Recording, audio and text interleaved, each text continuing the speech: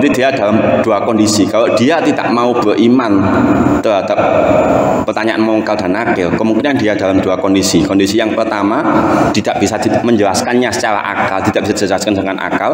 Yang kedua, tidak bisa dibuktikan secara nyata. Nah, niki wonten tanggepane kalian pengarang kitab.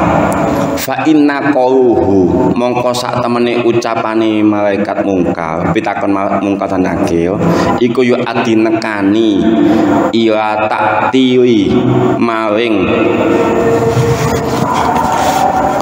ila taktiwi nubuwati maring anane kenabian, maring anak beritakan kenabian, wa ibtal mukjizati lan batalaken mukjizat. Wi annal rusula bukti akan mukjizat, wa ibtal mukjizati lan batalaken mukjizat. Wi annal rusula mongko sak temene rasul, pira-pira rasul iku kanu ana sapa rasul minal adamiyina saking pira-pira anak Adam, wa tabiatuhum lan wateke tabiate para rasul iku misu tabiati ghairihim, kaya sepadane tabiate watake anak Adam pada umumnya. Waqat syahadu lan teman-teman wis weruh sapa rasul al malaikata ing pira-pira malaikat, wa unzilan den turunaken alaihim ing atase rasul apa al wahyu wan falakol bahro lan garinge segara, kepecahe garinge segara wi Musa kedue Nabi Musa alaihi wasallam, wa salat asahu lan dadi apa asahu tongkate Nabi Musa iku subhanan ula. Fahaza mongko utawi iki mau cerita iku kuhu sekabehane khilafu tabiati nulayani tabiate menungso. Nggih. Niki wau diparingi contoh niki. Nggih.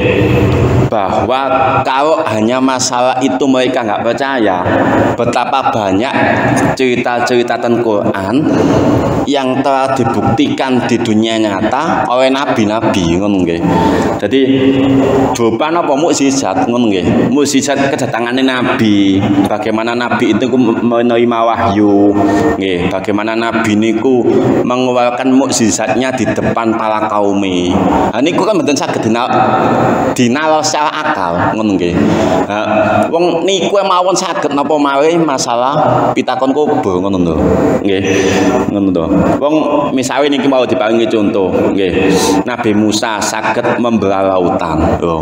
Secara akal bagaimana mungkin tongkat niku bisa membelah lautan, ngono lho.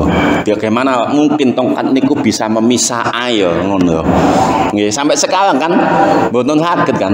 Ngono. Teknologi secanggih apapun sampai sekarang ada enggak tongkat yang bisa memisah air lautan? Kan mboten wonten, ngono. Berarti kan niku sesuatu yang memang diwal akal, diwal watak manusia, diwal tabiat manusia, ngono nggih.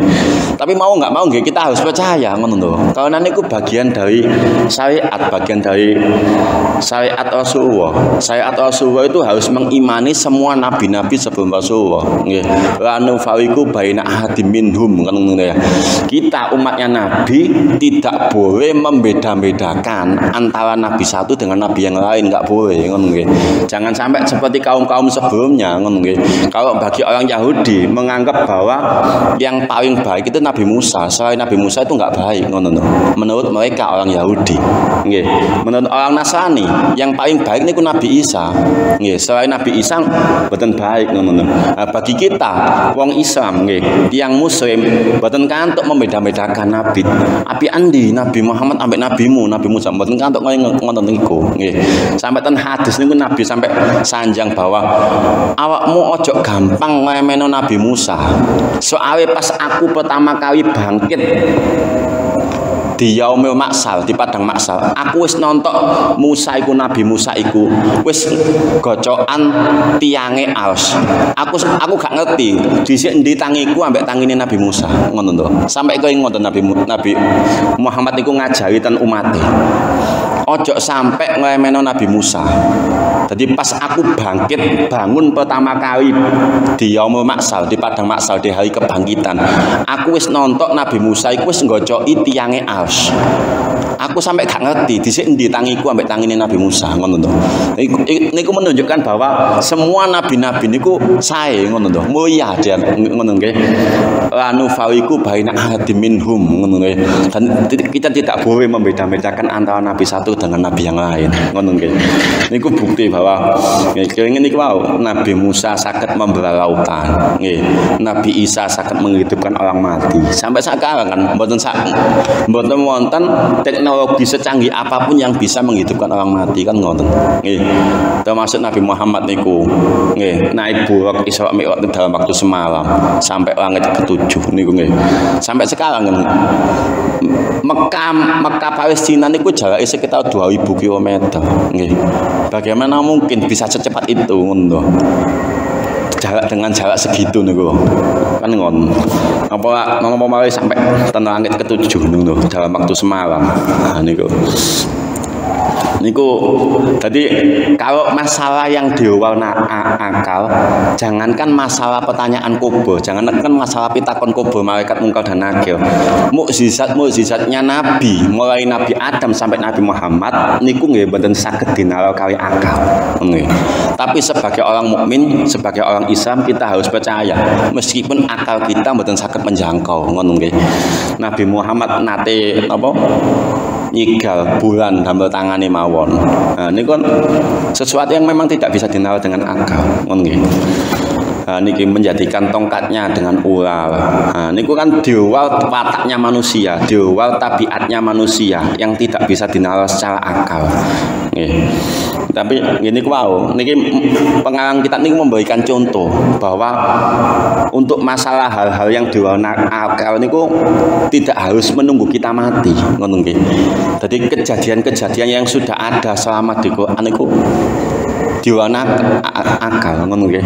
Jangankan dengan mukjizat yang hebat-hebat yang misalkan ada awan yang bertuliskan Allah, terus ada pohon yang berbentuk Allah, yang hal yang aneh-aneh, hal yang wajar pun, misalkan nyamuk, ngono nggih. Nyamuk dengan sekecil niku nggih. Bagaimana jantungnya yang sangat kecil. Di dalam nyamuk niku ada kumane. Kuman nggih enggak ada jantung. Jantungnya sak pinten. Niku teknologi secanggih apapun sampai sekarang loh ada yang nambah kayak ngoten.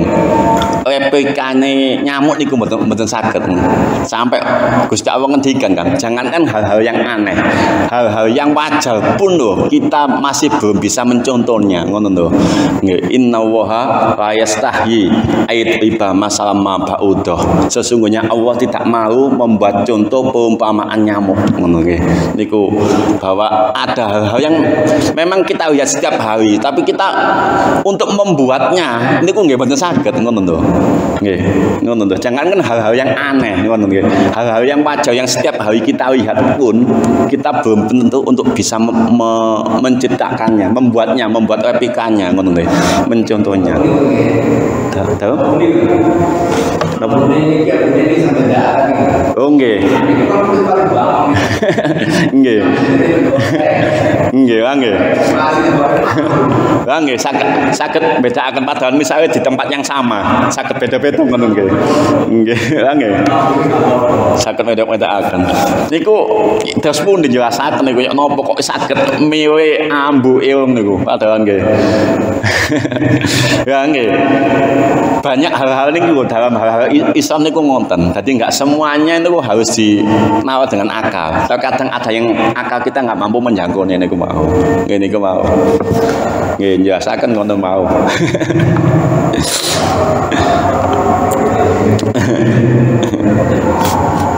Lanjutaken nggih. Famun kiyo. Mongko utak famung kiyo haza. Mongko utawi iki wong kang ngingkari. pitakone malaikat mungkar nakir iku yakhruju metu minal islami saking Islam min haisu kaya saking endi-endine wong iku dakhala kang mlebu ing Islam wa in qala lan lamun den ucapaken sapa malaikat mungkar iku ya jusu wenang ing pitakone walakin lan tetapine lam yasbut mongko netepi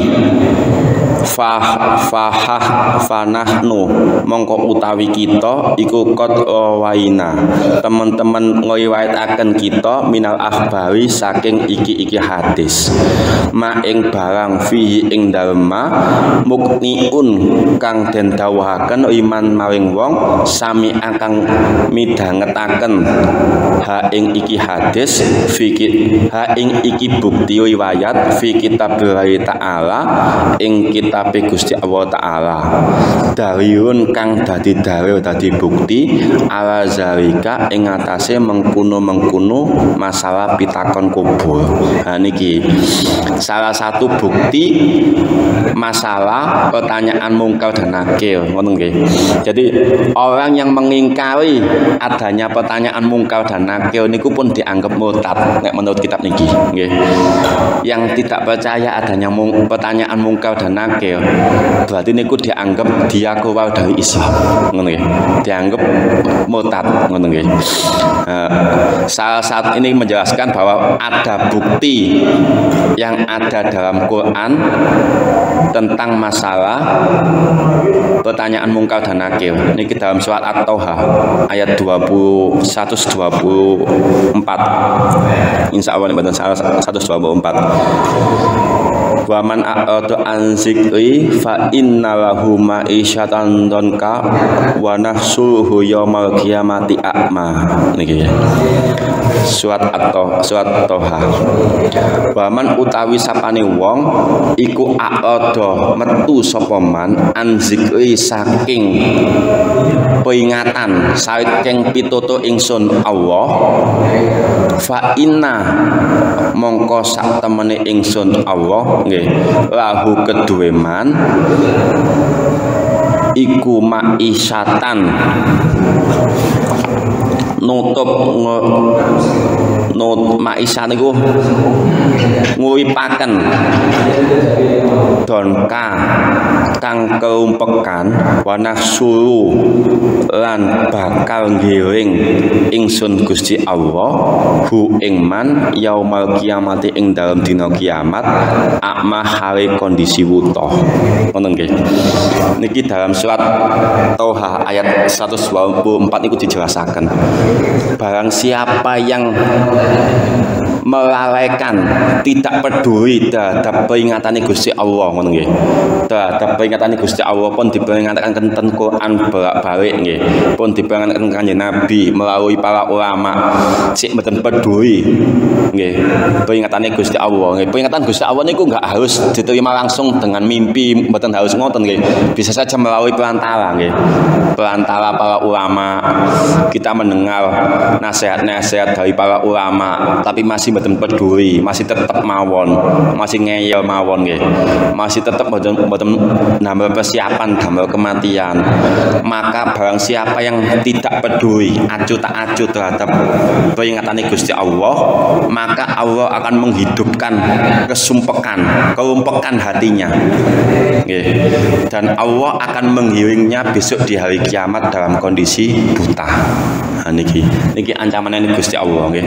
Barang siapa yang tidak peduli tentang peringatan Allah yang disampaikan melalui para ulama, maka hatinya akan dipenuhi dengan kesumpekan. Ngono nggih. Hati niku mesti gelisah mawon, sumpek mawon. Niku ten dunya pun kena siksa ngoten. Lebih-lebih besok dan akhirat akan digiring dalam kondisi buta. Niki ancaman kalian Gusti Allah. Ngono nggih. Kala dawa sapa jamaatun wong kang jamaah minal mufassirina saking ulama-ulama ahli tafsir. menafsiri bah al-maisatu utawi maisah masalah buka kerumpekan adonku kang rumpek iku soal qabri pitakone kubur. Kala ngendika sapa Allah Ta'ala Gusti Allah Ta'ala niki surat Ibrahim sing saderengipun nggih surat Ibrahim ayat 27 yusabbitu wahul lazina amanu bil qawli sabiti fil hayatid dunya wa fil akhirah ngono nggih yusabbitu bakal netepaken sapa Allah Gusti Allah allazina ing wong akeh amanu kang padha iman sapa allazina bil qawli kelawan ucapan as-sabiti kang tetep fil hayatid dunya ing dalem penguripan dunya wa fil akhirati lan ing dalem akhirat ngono nggih. Dadi tiang-tiang ingkang beriman benjing niku tiang-tiang ingkang beriman niku akan ditetapkan hatinya baik ketika di dunia maupun di akhirat ngono nggih.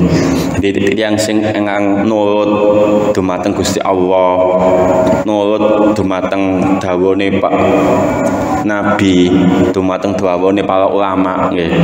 Niku niki wau akan diberi kekuatan nggih untuk ketetapan iman. Jadi uripe niku nyantai mawon, uripe tenang mawon, mboten tahu sumpek, mboten tahu gelisah menghadapi masa dunia, masa niku mboten tahu sumpek ngono nggih. Napa mawi dalam hal akhirat ngono nggih. Ala inna awliya Allahi la khaufun alaihim wa lahum yahzanun kan ngono nggih. Sesungguhnya wali-wali Allah, kekasih-kekasih Allah niku tidak akan pernah merasakan gelisah dalam hidupnya. Dan surat Fusilat nggih ngoten nggih. Innal ladzina qalu rabbunallahu tsumastaqamu. Sesungguhnya orang-orang yang meyakini bahwa Tuhan kami Allah, kemudian mereka beristiqomah dalam keyakinannya nggih. Alla takhafu wa la tahzanu wa abshiru bil jannatihum.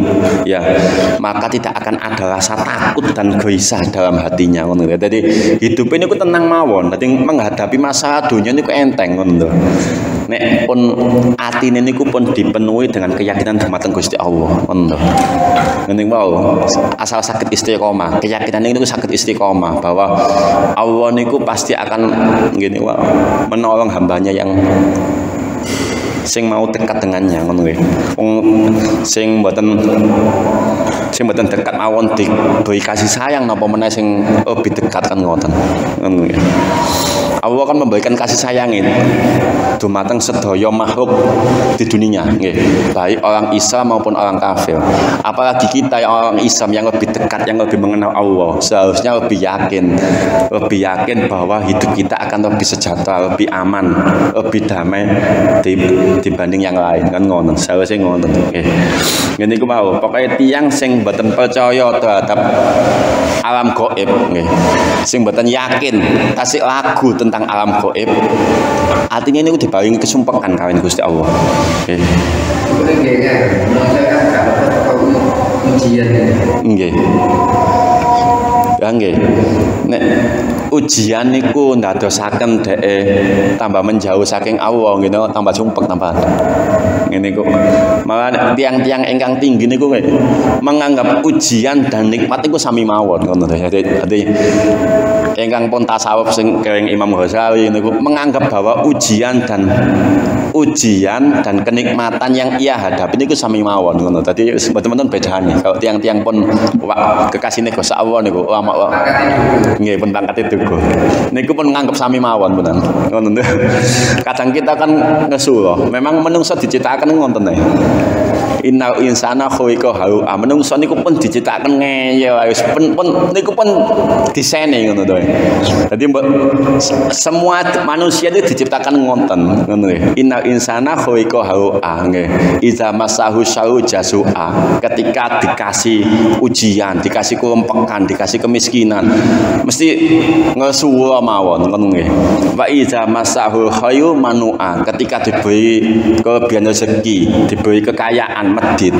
Umumnya menungso niku ngonten ngono nggih. Diberi kesumpekan, kemiskinan mesti ngesuwa. Dikei kekayaan, kei sugih dadi wong sugih, dadi wong medit. Mesti umumnya ngonten ngene. Umum menungso niku diciptaken ngonten. Ya. diterusaken kalian Gusti Allah ilal musallin kecuali orang-orang yang salat allazina hum an salatihim daimun, yaitu orang-orang yang senantiasa mengekalkan salatnya dalam hidupnya. Maksudnya mengekalkan itu mboten salat terus-terusan mboten. Maksudnya selain salat yang fardhu niku dia niku selalu mengingat Allah, mengingat napa nggih? Mengingat kebesaran Gusti Allah. Dalam hidupnya niku selalu mengingat Gusti Allah. Dadi niku mau. Dadi nek misalnya diparingi kesempitan nggih mboten ngersula, diparingi kekayaan nggih mboten medhit, niku.